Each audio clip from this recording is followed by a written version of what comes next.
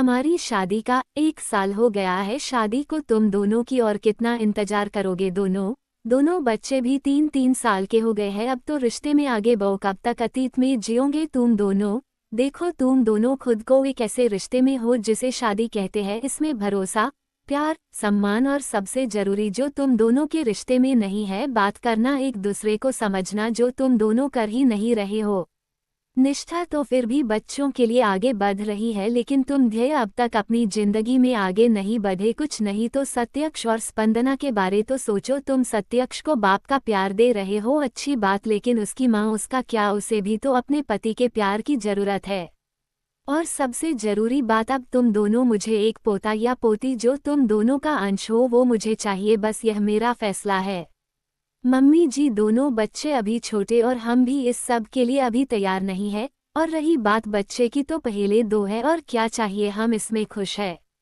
निष्ठा ने अपनी आप को थोड़ा संभालते हुए कहा, माँ वो सही कह रही है, 2 बच्चे हैं हमारे और हम आगे तो बढ़ रहे, और कितना आगे बढ़े। शादी कर ली, अब बच्चे संभाल रहे हैं और फैमिली बिजनेस भी संभाल रहा हूँ, अपने बच्चों को समय दे रहा हूँ, और एक बच्चा, ये हमसे नहीं होगा।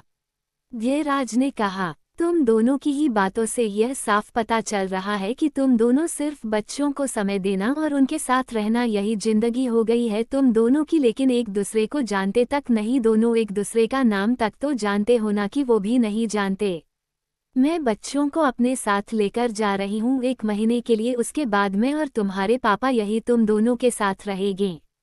सुमित्रा जी ने जैसे अपना हुक्म सुना दिया।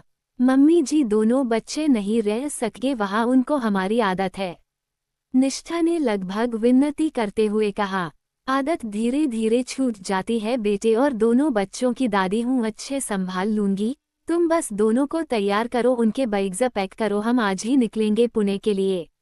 और याद रहे, 1 महीना ही है तुम दोनों के पास, जल्दी तैयार करो दोनों को, हम लेट नहीं होना चाहते, हमारी फ्लाइट का टाइम हो रहा है। सुमित्रा जी ने कहा, और निष्ठा मजबूरी अपने बच्चों के कमरे में चली गई, जहां उनका ध्यान उनके घर काम करने वाली अलका रख रही थी। वही ध्येय अपनी माँ से कहता है, आप क्यों कर रही है ये सब? क्यों आपको लगता है ये सब करने से मेरे और निष्ठा के बीच पति पत्नी जैसा रिश्ता बनेगा? तो आप गलत है, ऐसा कभी नहीं होगा। और यह बात अच्छे से जानती है, मैं सब जानती हूँ बेटे, पर तुम कुछ नहीं समझ रहे हो। तुम चाहे चीखो चिल्लाओ, लेकिन जो मैं करना चाहती हूँ वो करके रहूंगी। इतना कहकर सुमित्रा जी बच्चों के कमरे की तरफ बढ़ गई। अब हॉल में ध्येयराज और उसके प्रेमराज जी ही थे। प्रेमराज जी, जो इतनी देर से चुप थे, वो अपने बेटे के पास आकर बैठ गए और अपने बेटे के कंधे पर हाथ रखकर उससे कहने लगे, ध्येय, तुम्हारी माँ बस आगे बढ़ने के लिए कह रही है। हाँ, उसका तरीका थोड़ा सख्त है, पर वो तुम्हारा और निष्ठा का भला ही चाहती है। देखो, मैं जानता हूँ कि तुम कल्याणी को आज भी नहीं भूले, तुम आगे नहीं बढ़ रहे हो, बस एक जगह खड़े रहकर सब कुछ देख रहे हो। और निष्ठा भी वही कर रही है। बस तुम्हें और निष्ठा को एक दूसरे के पति पत्नी की रिश्ता बनाना ही नहीं, पहले दोस्ती से शुरुआत करो। हो सकता है पति पत्नी के रिश्ते से ज्यादा तुम दोनों को दोस्ती ज्यादा मजबूत बने। अपने पिता की बात सुन ध्येय की आंखों में नमी आ गई और वो अपने पिता के गले से लग गया। वही अपने बच्चों के कमरे में निष्ठा अपने दोनों बच्चों को तैयार कर चुकी थी और उनसे बातें कर रही थी। सत्या, स्पंदू का ख्याल रखना, और कुछ भी चाहिए हो तो दादी या दादाजी कह देना। और स्पंदू, तुम ज्यादा जिद मत करना, आइसक्रीम खाने की जल्दी सर्दी हो जाती है तुम्हें। मैं अलका दीदी को भी आपके पास जल्दी भेजूंगी, और हाँ, वहाँ जाकर प्रतीक्षा और प्रमाण दोनों से अपनी चीजें शेयर करना। आप दोनों आपसे छोटे हैं, दोनों तो उनके साथ खेलना जाते हैं, सब बहू के पैर छूकर आशीर्वाद लेना। छोटे से सत्यक्ष और स्पंदना दोनों ही अपनी माँ की बातें सुन रहे थे। तभी सत्यक्ष ने कहा, मम्मा, वहाँ हमको होमवर्क नहीं करना पड़ेगा, हम वहाँ खूब मस्ती करेंगे।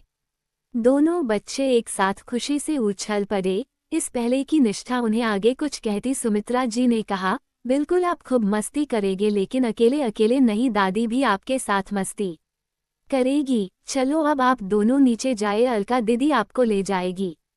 इतना कहकर उन्होंने अलका जी को इशारा किया और अलका जी दोनों बच्चों को लेकर नीचे चली गई। सुमित्रा जी निष्ठा के पास आकर बैठ गई और उससे कहने लगी, निष्ठा, मैं नहीं कहती कि तुम और ध्येय पति पत्नी की तरह एकदम से रहना शुरू, हाँ, मैंने नीचे जो कुछ भी कहा वो गुस्से में कहा, लेकिन मेरे लाख समझाने पर भी तुम दोनों वही खड़े हो जहां तुम दोनों के अतीत का अंत हुआ था। अखिल आज भी तुम्हारे दिल में है, उसकी जगह कोई नहीं ले सकता है, पर जो चला गया है उसको हम याद रख सकते हैं खुशी के पल की तरह, लेकिन उस पल में जिंदगी तो नहीं बिता सकते, खासकर तब एक साथ 2 बच्चों की जिम्मेदारी आप पर हो। एक बात और, पति पत्नी का रिश्ता सिर्फ निभाने के लिए नहीं होता है, उसे धीरे धीरे खुलने देना पड़ता है। जैसे फूल की एक नई कली कैसे फूल बनने में समय लेती है, जैसे धीरे धीरे करके एक एक परत खुलती है, वैसे ये रिश्ता भी पहले एक दूसरे से बात करने, फिर दोस्ती से, फिर एक मजबूत दोस्ती से खुलता है। अब समझी तुम मैं क्या कहना चाहती हूँ? एक दूसरे बात करो, अपने अपने की अतीत की बातें एक दूसरे से साझा करो, शायद तब तुम दोनों आगे बढ़ पाओ। सुमित्रा जी ने इतना कहकर निष्ठा के कंधे पर हाथ रखा तो निष्ठा जो इतनी अपने आंसू रोके हुए थी वो अब खुलकर रो दी।